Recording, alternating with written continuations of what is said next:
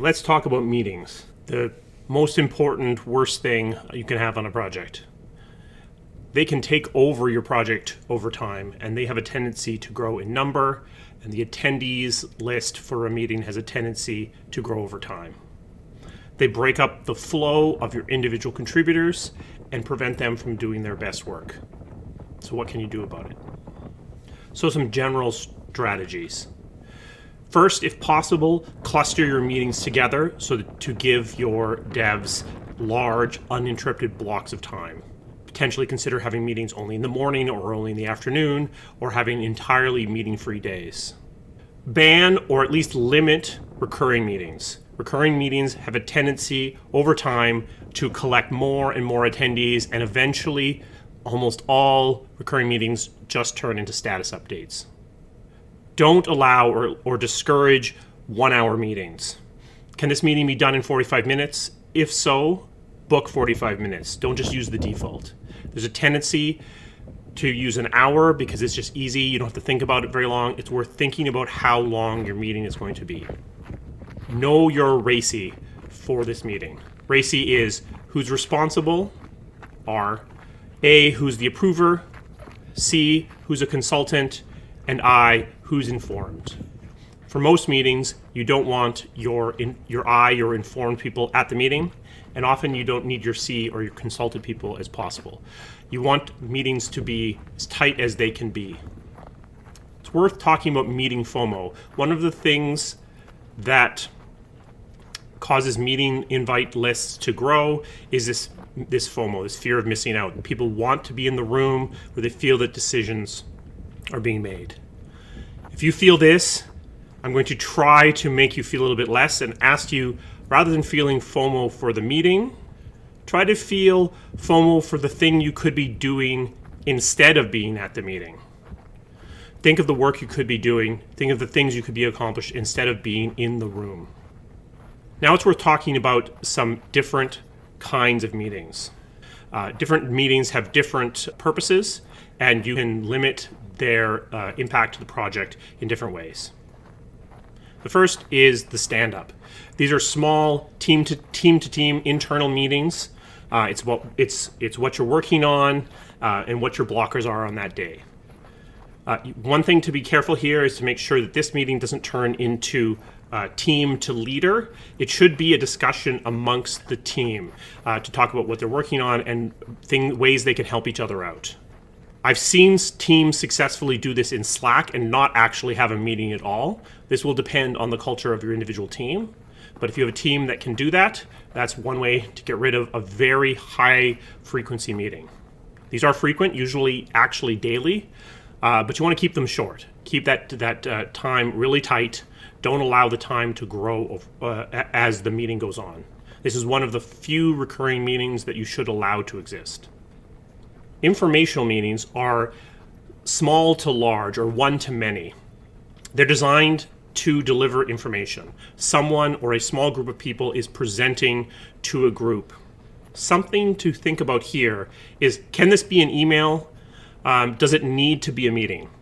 The answer sometimes is no. You do need to gather everyone together to have the cadence and form of a presentation in order to get that alignment.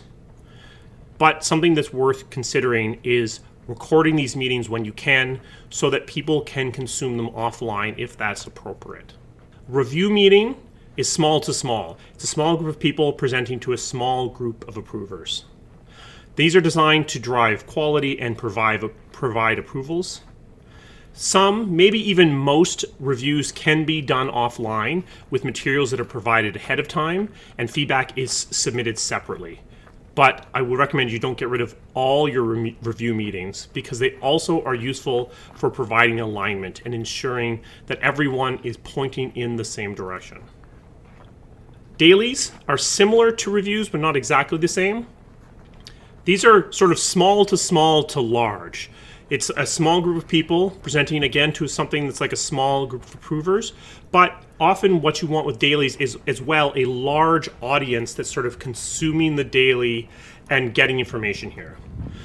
Like reviews, they're designed to drive quality, but also designed to drive completion.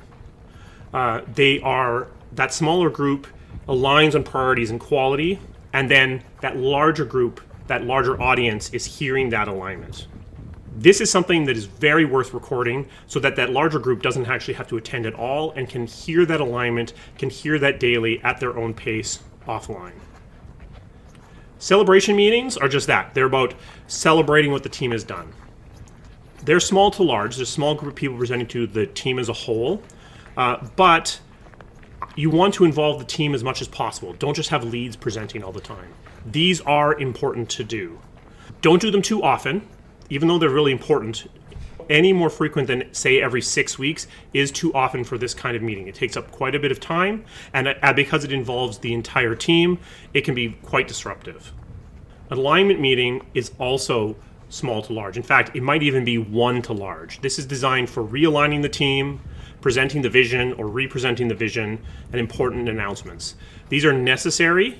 You are going to have to do these, but these should be very rare, maybe every 3 months at the most, unless some sort of project-changing event has occurred. Consider recording these. However, I believe that these should have mandatory attendance. You want to ensure that everyone is paying attention at the same time to hear these changes of direction or these reiterations of direction. The recording is really just a backup. A working session is a meeting where you're trying to accomplish a specific task. This is where you're gathering people together to make a decision or to work through a problem. You want these meetings to be as small as they can be in order to accomplish the goal. So really think about if this is actually a working session, or is this just a disorganized informational meeting? These are one of the most dangerous meetings because they're something that a leader can do in order to feel like they're working. They feel like you're accomplishing a lot. But if you're gathering 9 people into a room for an hour, that's 9 project hours that you've consumed. If this was actually just an informational meeting, then that is waste. This sort of meeting needs to have an agenda. All meetings should have an agenda, but this one, it is absolutely critical. And this sort of meeting also needs to have notes that are taken. And those notes should be distributed not only to the attendees of the meeting, but also to other people on the RACI who are not at the meeting. This is how you keep the meeting small, by not including the I's in your RACI and potentially not even including your C's in the RACI because they were consulted beforehand. You can keep that meeting small and tight and accomplish so much more. So meetings do suck, but by being careful and gathering them together, you can have them have less impact on your project. Thank you.